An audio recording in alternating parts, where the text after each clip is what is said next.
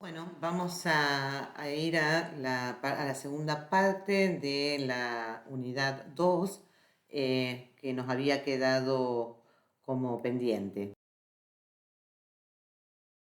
En esta parte lo que vamos a hacer es hablar de la prevención de las patologías laborales.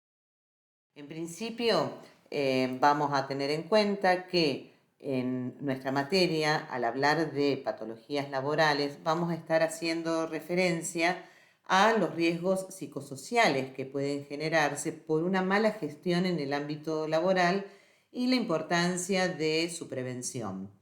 Los problemas de salud mental son comunes en la población general y constituyen una de las más frecuentes causas de incapacidad y de pérdidas de días de trabajo y obviamente de productividad.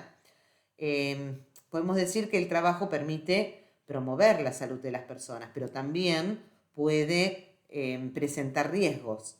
La promoción de la salud va a involucrar cambios de valores, de actitudes y de comportamientos en los individuos y por lo tanto cambios en lo que es la cultura de las organizaciones. La noción de enfermedad profesional se origina en la necesidad de poder distinguir las enfermedades que afectan a lo que es el conjunto de la población de aquellas que son el resultado directo del trabajo que realiza una persona, porque generan derechos y responsabilidades diferentes que en las primeras, ¿sí? En Argentina, las enfermedades profesionales han sido definidas como aquellas donde el trabajo es la causa necesaria o es un factor contribuyente como causa de enfermedad, considerándola también cuando el trabajo es el desencadenante de la aparición o el agravante de una patología, contemplando como tales solamente aquellas que están incluidas en el listado de enfermedades profesionales dentro del decreto 658/96 de la ley 24.557 de riesgos del trabajo. Vamos a empezar entonces distinguiendo tres conceptos que tienen que ver con los factores psicosociales en el trabajo, los factores de riesgo psicosocial y y los riesgos psicosociales. Cuando hablamos de los factores psicosociales en el trabajo, vamos a decir que son condiciones organizacionales tales como puedan ser el liderazgo, el tipo de contrato o la autonomía que tenga el empleado para poder desarrollar su trabajo. Y estas condiciones pueden ser positivas o negativas y en consecuencia pueden afectar de manera positiva o negativa a la salud. Cuando estas condiciones son las adecuadas, van a facilitar el trabajo y van a incrementar, digamos, los niveles de motivación y de satisfacción laboral. Pero si estas condiciones son inadecuadas, lo que van a terminar provocando son respuestas de inadaptación, de tensión o respuestas fisiológicas de estrés. Los factores de riesgo psicosocial van a afectar negativamente a la salud y al bienestar de los trabajadores, es decir, que van a actuar como factores desencadenantes de tensión y posteriormente de estrés laboral. Y estos factores van a estar relacionados con la seguridad contractual, con el trabajo precario, con el trabajo temporal, con la incertidumbre acerca del futuro laboral o con una insuficiente remuneración. Por otra parte, van a estar relacionados con el contenido del trabajo, es decir, con esa falta de variedad en el trabajo, con ciclos cortos de trabajo, con un trabajo fragmentado y sin sentido, con el bajo uso de las habilidades individuales y grupales y con una alta incertidumbre. También estos factores de riesgo psicosocial van a estar relacionados con lo que es la sobrecarga y con el ritmo de trabajo, es decir, con el exceso de trabajo, con un ritmo elevado de trabajo, con una alta presión temporal, con plazos urgentes de finalización. También van a estar relacionados con la organización del tiempo de trabajo, es decir, con el tipo de horario, con esos trabajos por turnos, ¿sí? El trabajo nocturno, con horarios que son inflexibles o con jornadas excesivamente largas o sin tiempo para la relajación y la interacción, con el teletrabajo. También van a estar relacionadas con el control sobre el trabajo, es decir, con una baja participación en lo que son la toma de decisiones o con una baja capacidad de control sobre la carga de trabajo. Estos factores de riesgo también van a estar relacionados con el ambiente y con los equipos de trabajo, ¿sí? Fundamentalmente cuando hablamos de las malas condiciones de trabajo o con equipos de trabajo inadecuados o con ausencia de mantenimiento de esos equipos de trabajo, con la falta de espacio personal, con la escasez de luz o con el exceso de ruidos. También estos factores están relacionados con la cultura organizacional, cuando hay una mala comunicación interna o bajos niveles de apoyo o falta de definición de las propias tareas o de acuerdo con los objetivos organizacionales. También estos factores de riesgo van a estar relacionados con las relaciones interpersonales, donde podemos tener aislamiento físico o social, escasas relaciones con los jefes, conflictos interpersonales, falta de apoyo social. Otros factores de riesgo van a estar relacionados con el rol dentro de la organización. Esto tiene que ver con esa ambigüedad de roles o con un conflicto de rol, ¿sí? O con las responsabilidades para con otras personas. También están relacionados estos factores con el desarrollo de la carrera profesional de cada trabajador. Y esto tiene que ver con la incertidumbre o la paralización de la carrera profesional, la baja o la excesiva promoción y con una pobre remuneración. Y finalmente podemos decir que estos factores de riesgo psicosocial van a estar también relacionados con la relación trabajo-familia, ¿sí? Donde hay demandas conflictivas en el trabajo y la familia y un bajo apoyo familiar. En cuanto a los riesgos psicosociales, vamos a decir que con los cambios que se han ido produciendo en el ámbito político, socioeconómico, cultural o tecnológico, y más concretamente con el fenómeno de la globalización, fueron como apareciendo nuevos contextos laborales que tienen muy alta probabilidad de dañar la salud física, social y mental de los trabajadores de una manera muy importante.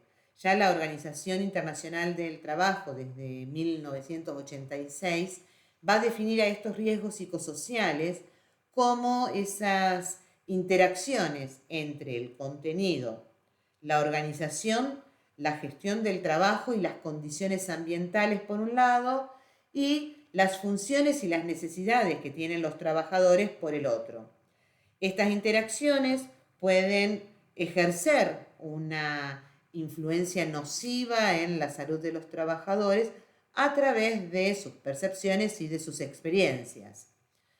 Estos efectos son más intangibles o más inespecíficos y se van a ir manifestando a través de distintos mecanismos emocionales, por ejemplo la ansiedad, la apatía, la depresión, o mecanismos cognitivos como son la distracción de la percepción, la toma de decisiones, y también a través de mecanismos conductuales como son el abuso de alcohol, de trabajo, y también en aquellos mecanismos más bien fisiológicos, como por ejemplo esas reacciones neuroendocrinas. Los más característicos de estos riesgos son el estrés laboral, el burnout o el síndrome de estar quemado, la violencia laboral o el hostigamiento y la vulnerabilidad organizacional. Vamos entonces a empezar, o nos vamos a ir preguntando, ¿qué es el estrés? ¿Sí? Antes de poder plantearnos qué es el estrés laboral, vamos a definir qué es el estrés. Y el estrés es una reacción fisiológica del organismo en el que van a entrar en juego diversos mecanismos de defensa para poder afrontar una situación que se va a percibir como amenazante o de una demanda como incrementada. Es una respuesta natural y es necesaria para la supervivencia.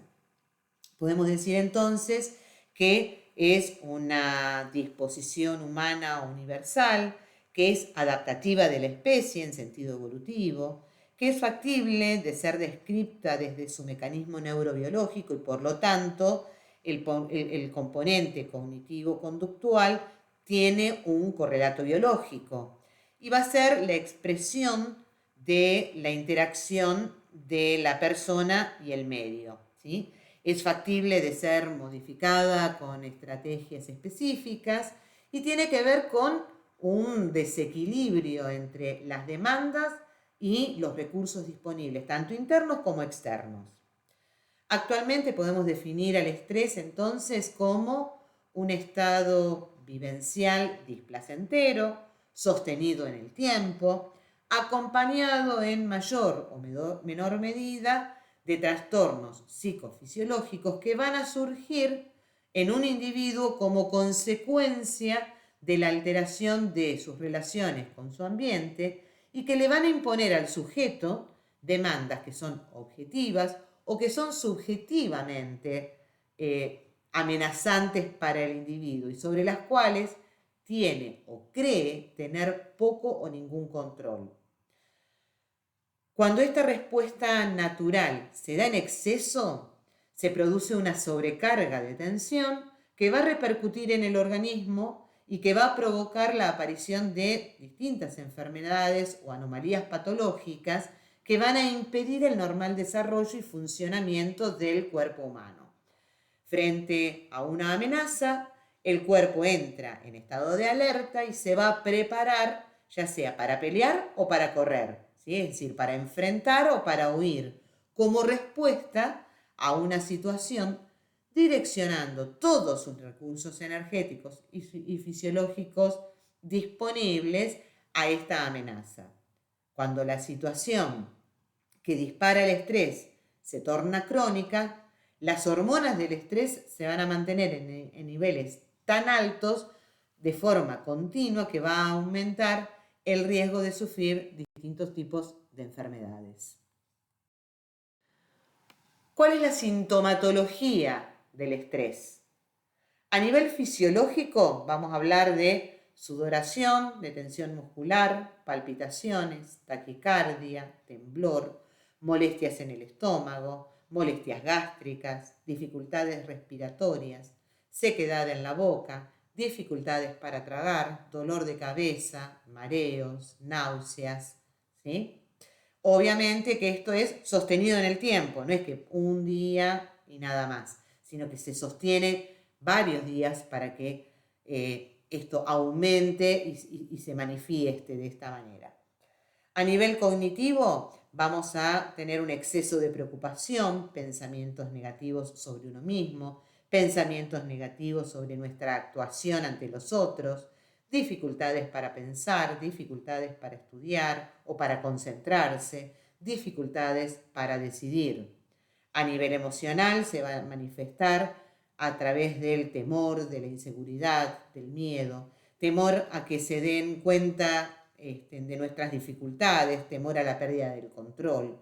Y a nivel conductual se va a manifestar mediante evitaciones de las situaciones temidas, fumar, comer o beber en exceso, intranquilidad motora, es decir, movimientos repetidos, rascarse, tocarse, etc. Ir de un lado para el otro sin una finalidad concreta, tartamudear, llorar o quedarse paralizado. ¿Qué nos pasa entonces cuando estamos estresados? Tenemos signos emocionales que tienen que ver con la apatía, con sentimientos de tristeza, ausencia de disfrute en aquellas actividades cotidianas que antes disfrutábamos, ansiedad, agitación, sentimientos de minusvalía, de que somos menos, de que no podemos, irritabilidad, una actitud defensiva, discusiones constantes, sensación de un cansancio mental o de una preocupación constante, falta de flexibilidad, enojo, resistencia ante el cambio de planes, evitación para lidiar con los problemas y negación. Y por otro lado, tenemos signos que son comportamentales y esto tiene que ver con un comportamiento más bien evitativo, con la dificultad en poder aceptar o negar o delegar responsabilidades, comportamientos impulsivos o comportamientos pobres en el autocuidado. Podemos llegar a problemas legales a partir de estos comportamientos impulsivos y autodestructivos, dificultad en el control de esos impulsos que son más bien agresivos. En general, tendemos a creer que el estrés es consecuencia de circunstancias que son externas a nosotros, cuando en realidad es un proceso de interacción entre los eventos del entorno y nuestras respuestas cognitivas, emocionales y físicas. Si el estrés se cronifica, se van a ver afectadas la salud, las relaciones interpersonales, el desempeño profesional, entre otras cuestiones. Explicado ya entonces qué es el estrés, cuáles son los signos y los síntomas del estrés, vamos a ir puntualmente a qué es el estrés laboral. El estrés laboral es un riesgo psicosocial, como lo veíamos antes, producto de ¿qué? De esos factores psicosociales negativos presentes en una organización que de manera acumulativa van a actuar sobre el trabajador provocando alteraciones en su salud, ¿sí? En una interacción que es desfavorable entre las características del trabajador, las condiciones del trabajo y la organización en la que se desempeña. Esta interacción puede conducir a perturbaciones psicológicas, a comportamientos no saludables y finalmente a la enfermedad. Cada vez hay más personas que padecen de estrés laboral. ¿Debido a qué? Debido a que hay muchos cambios en la organización, en la gestión o en el diseño del trabajo, en que hay precariedad en los contratos, en que hay inseguridad laboral o que hay aumento en la carga y en la velocidad en el trabajo, en la respuesta necesaria del trabajo, en que hay elevadas exigencias tanto emocionales como aptitudinales de los trabajadores, en la violencia y en el acoso psicológico, en un pésimo equilibrio entre el trabajo y la vida personal. Las personas entonces decimos que sufren estrés cuando perciben que hay un desequilibrio entre lo que se les pide y los recursos de los que dispone para poder hacer frente a esas demandas. ¿Sí? Entonces el estrés laboral se va a caracterizar por presentar un patrón de reacciones emocionales, de reacciones cognitivas, de reacciones fisiológicas y de comportamiento a ciertos aspectos que son adversos o que son nocivos del contenido, de la organización y del medio ambiente de trabajo. Entonces, esto es un desequilibrio percibido entre las exigencias y las presiones laborales a las que se enfrenta el individuo y la capacidad y conocimientos de la persona para poder llevarlos a cabo. ¿Quiénes padecen de estrés laboral? Aquellos agentes estresantes que pueden aparecer en cualquier campo laboral, a cualquier nivel y en cualquier circunstancia en que se someta a un individuo a una carga a la que no puede acomodarse de manera rápida, ¿sí? Con la que no se sienta competente o que se responsabilice demasiado.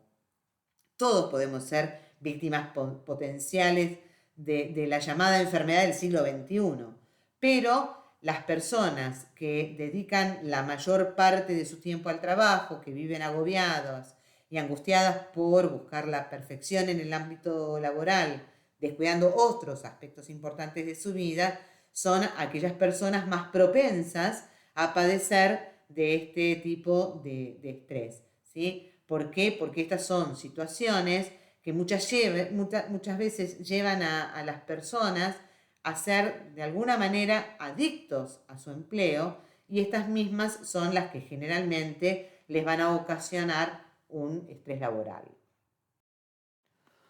Cuando hablamos de los factores estresantes del contexto laboral, vamos a hablar de aquellos factores que son factores personales o individuales, a esas relaciones interpersonales y a los factores organizacionales. En cuanto a los personales o individuales, tienen que ver con aquellas condiciones y características personales de los sujetos, a ese nivel inadecuado de preparación tal vez para la labor que tiene que realizar, ¿sí? O de las expectativas de trabajo que no coinciden con la realidad.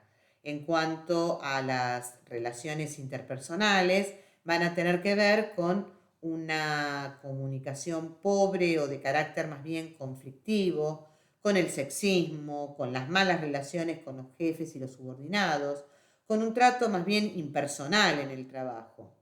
Por otro lado, tenemos factores que tienen que ver con la tarea en sí misma, ¿sí? Que tiene que ver con la sobrecarga de trabajo, con un ritmo intenso o con tareas repetitivas o con la complejidad de la tarea y con el diseño del trabajo. También tenemos ambientes ambientales o físicos, ¿sí? Que tienen que ver con aquellas características o condiciones del ambiente físico, como son el ruido o la débil iluminación o la falta de ventilación, el hacinamiento en los lugares de trabajo. Y por último, tenemos aquellos factores que tienen que ver más bien con factores organizacionales, como son el estilo de dirección inadecuado o el conflicto y la ambigüedad de roles, los cambios en la organización por la introducción de nuevas tecnologías, o con las condiciones ambientales desagradables, o con aquellas discrepancias con la meta de la carrera laboral. Entonces el estrés laboral, vamos a decir, que está asociado con el fenómeno comúnmente llamado demasiado, ¿sí? Esto es, demasiados cambios, demasiadas expectativas, demasiada responsabilidad, demasiada información, demasiada tarea. ¿Cuáles son los síntomas que se pueden percibir en cuanto al estrés laboral? Para el trabajador afectado hay reacciones emocionales que tienen que ver con la irritabilidad, la ansiedad, problemas de sueño, depresión, hipocondría, alienación, desgaste, problemas familiares. Por el otro lado, vamos a ver reacciones cognitivas, es decir, dificultades para concentrarse, para recordar, para aprender cosas nuevas, para poder tomar decisiones. Reacciones conductuales que tienen que ver con, como ya lo dijimos antes, con el abuso de drogas, de alcohol, de tabaco o con conductas autodestructivas. Y reacciones fisiológicas que tienen que ver con, por ejemplo, problemas de espalda, bajas defensas, úlceras pépticas, problemas cardiológicos, hipertensión. Para la organización vamos a observar que hay ausentismo laboral, elevada rotación de personal, problemas interpersonales, violencia y acoso psicológico, menor productividad, errores y accidentes y mayores costos por la indemnización o por la atención sanitaria. Dijimos que dentro de estas características del estrés, cuando el estrés era excesivo y sostenido en el tiempo, ¿sí? Uno de los factores que produce este estrés en exceso es el síndrome de estar quemado o el burnout, que es un estado de fatiga o de frustración que se produce por la dedicación a una causa, ¿sí? Es como una forma de vida o relación que no produce el resultado esperado y es el resultado de un proceso dinámico de adaptación a una situación de estrés crónico que es el trabajo en sí mismo. El burnout es una respuesta inadecuada a un estrés crónico, producto de esa interacción negativa entre el lugar de trabajo, el equipo, el paciente o el cliente o el usuario, ¿sí? Es un síndrome que podríamos decir que es tridimensional, ¿sí? Porque es un proceso continuo con un incremento progresivo en la severidad y que es factible de ser modificado con estrategias específicas. Se trata de una respuesta inadecuada a un estrés sociolaboral con implicaciones emocionales de carácter crónico y cuyos rasgos principales son cansancio emocional, despersonalización, baja realización personal. Las causas tienen que ver con las características de la tarea, de la organización y con el tedio. Y las consecuencias van a ser físicas, psicológicas y sociales. Se llega al burnout desde el estrés laboral por un proceso de acomodación psicológica entre un trabajador estresado y un trabajo estresante, ¿sí? Es decir, que podemos decir que ubicamos una fase de estrés que se caracteriza por un desajuste entre las demandas laborales y los recursos del trabajador. Pasamos por una fase de agotamiento en la que llegan a producirse de manera crónica respuestas de preocupación, de tensión, de ansiedad, para pasar entonces a una fase de acotamiento defensivo en la cual se aprecian cambios en las actitudes y en las conductas como una especie de robotización y hasta de cinismo. ¿Cuáles son las etapas del burnout? Se suceden como varias etapas por las que atraviesa el trabajador hasta llegar al burnout. Tenemos primero una etapa de entusiasmo, donde el trabajador experimenta su profesión como algo estimulante y los conflictos se interpretan como algo pasajero y con solución. El trabajador tiene elevadas aspiraciones y una energía, digamos, desbordante. Luego sucede una etapa de estancamiento, ¿sí? Cuando comienza a no cumplirse las expectativas sobre el trabajo y los objetivos empiezan a aparecer como difíciles de conseguir, aún con esfuerzo. A esto le sucede una etapa de frustración, que es un periodo de desilusión y donde la motivación laboral empieza a decaer, ¿sí? Donde surgen ya problemas emocionales, físicos y conductuales. A esto le sucede una etapa de apatía, ¿sí? Donde se produce la resignación del trabajador ante la imposibilidad de modificar las cosas. Frente a eso se sucede la etapa del burnout propiamente dicha, y en esta etapa se llega ya directamente a la imposibilidad física y psíquica de seguir adelante en el trabajo y que irrumpe con fuerza toda la sintomatología de agotamiento emocional, despersonalización, baja realización personal y en el trabajo. Otro de los aspectos que estábamos viendo en relación a la prevención de las patologías laborales, o que íbamos a ver en relación a las patologías laborales, tiene que ver con la violencia laboral. ¿Qué es la violencia laboral? Es toda acción, omisión o comportamiento destinada a provocar de manera directa o indirecta un daño físico, un daño psicológico o un daño moral a un trabajador o a una trabajadora, sea como amenaza o acción ya consumada. Esta misma incluye violencia de género, acoso psicológico, acoso moral, acoso sexual en el trabajo y puede provenir tanto de niveles jerárquicos superiores, niveles del mismo rango o inferiores. Por otro lado, también dijimos que íbamos a hablar del hostigamiento psicológico, moral o laboral. Y este es un tipo particular de violencia laboral que vulnera los derechos de los trabajadores, dejando consecuencias, digamos que arrasadoras, principalmente a las víctimas directas de las emociones hostiles recibidas, pero también a la sociedad en su conjunto.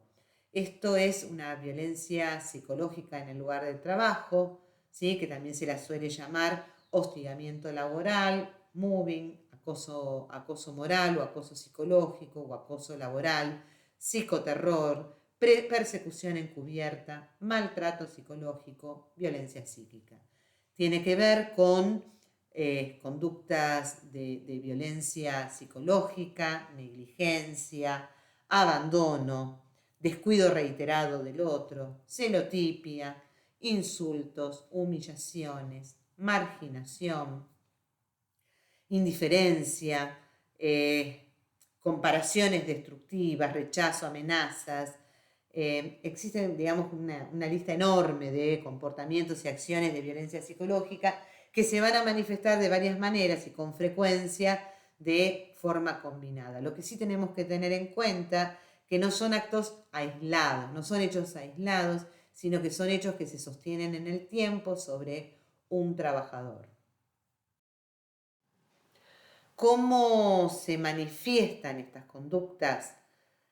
Podemos decir que las conductas de violencia psicológicas se manifiestan con el retiro de la autonomía y de funciones a quien es víctima de esta violencia, donde no se le brinda la información necesaria para poder realizar su tarea, negándosele el acceso a las herramientas de trabajo, se le cambian las tareas permanentemente y sin sentido, se le adjudican funciones o superiores o inferiores a su nivel de competencia, se bloquea su carrera dentro de la organización, se le induce al error asignándole tareas que son imposibles de ejecutar o que son denigrantes, se la aísla de sus compañeros y no se les permite hablar con los demás, se las descalifica, se las difama, se las critica o ridiculiza permanentemente, se critica su vida privada, se dañan sus pertenencias o no se tienen en cuenta sus problemas de salud.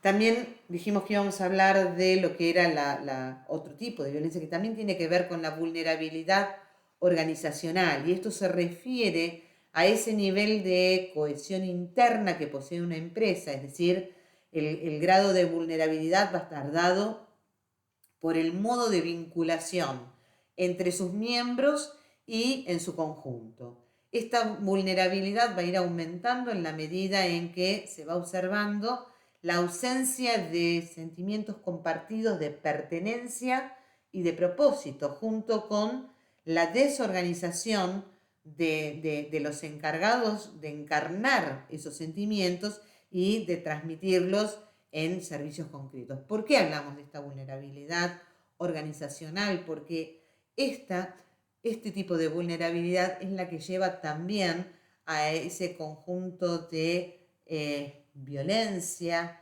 ¿sí? De violencia laboral, de hostigamiento psicológico, por no haber una buena cohesión interna.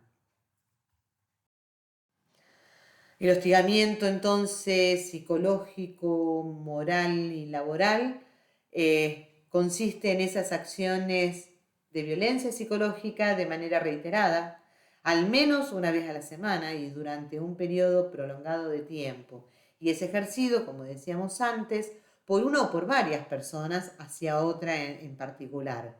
Y el objetivo es el causar el malestar, incomodar, hasta eliminar del lugar de trabajo a la persona elegida como víctima.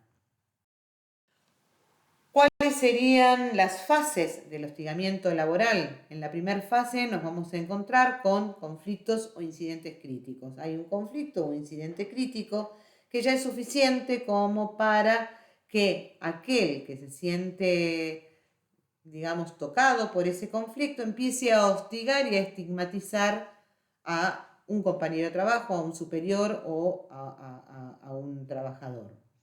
La tercera fase tiene que ver con la intervención desde la organización, que generalmente esa intervención es casi nula, ¿sí? O no es bien tenida en cuenta.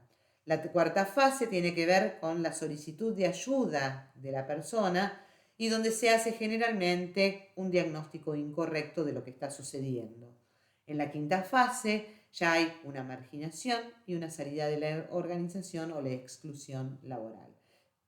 Las modalidades de este hostigamiento, como lo dije antes, puede ser descendente, horizontal o ascendente. ¿Cuáles son los objetivos del hostigador?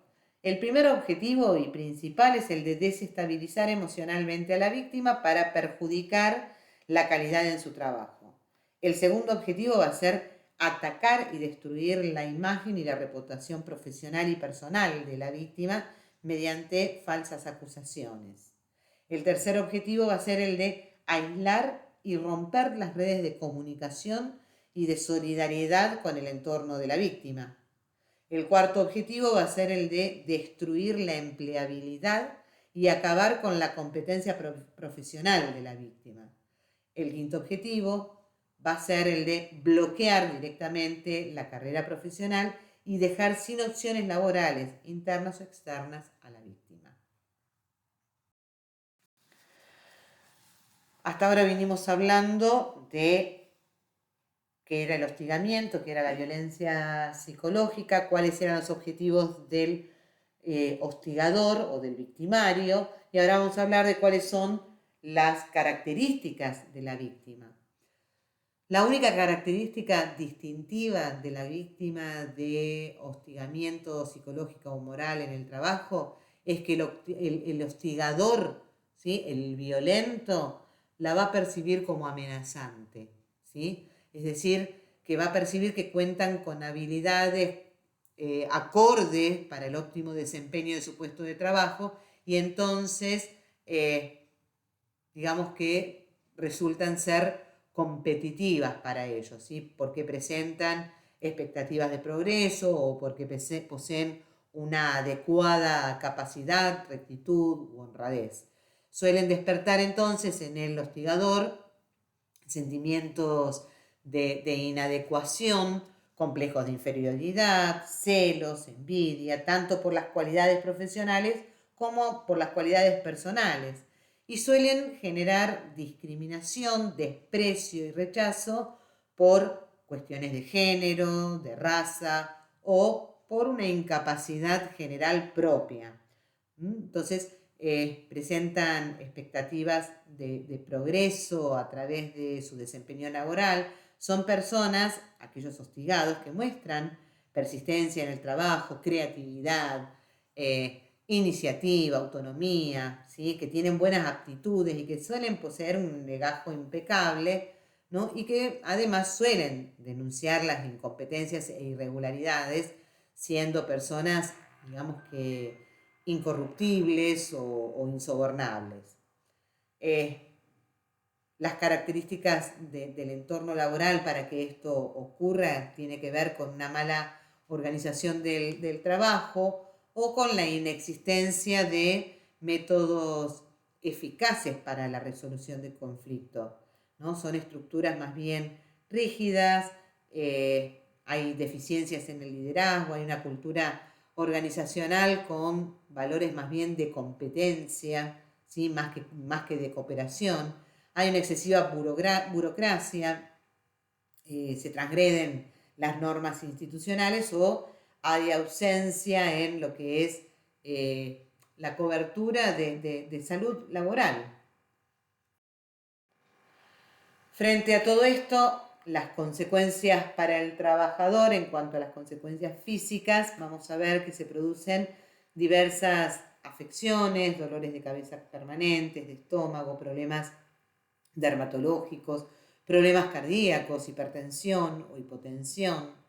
Desde los aspectos más psicológicos vamos a encontrar diversas afectaciones cognitivas como dificultades de memoria, de atención, de concentración, trastornos de ansiedad, fobias, ataques de pánico, depresión, que obviamente pueden generar adicciones o trastornos alimenticios o alteraciones en el sueño, aislamiento y sus consecuencias en las relaciones interpersonales, ¿no?, como hipersensibilidad, irritabilidad, agresividad o aislamiento.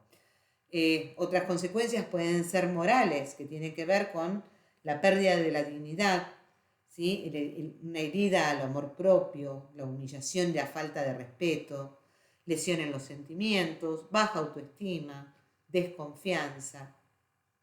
Y también hay consecuencias sociales que tienen que ver con una disminución de la cantidad y de la calidad de trabajo. Empieza a haber mayor ausentismo laboral y resentimiento en las relaciones interpersonales, ¿no? Por la desacreditación personal y la ruptura en los lazos de cooperación.